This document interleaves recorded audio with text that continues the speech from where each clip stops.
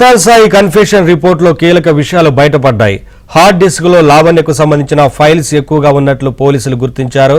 నగ్న వీడియోలు, డ్రగ్స్ పార్టీల కేసులు అరెస్ట్ అయిన మస్తాన్ సాయి కన్ఫెషన్ రిపోర్టులో సంచలన విషయాలు బయటకు వచ్చాయి. మస్తాన్ సాయిని 3 రోజుల పాటు పోలీసులు విచారించారు.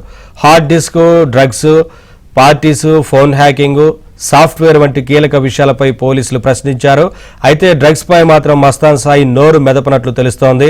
ఎక్కడి నుంచి డ్రగ్స్ వచ్చాయి, ఎవరెవరికి డ్రగ్స్ ఇచ్చారనే ప్రశ్నలకు మస్తాన్ సాయి నుంచి ఎటువంటి జవాబు రాలేదు. అయితే హార్డ్ డిస్కుల గురించి మాత్రం పోలీసులకు వివరణ ఇచ్చాడు.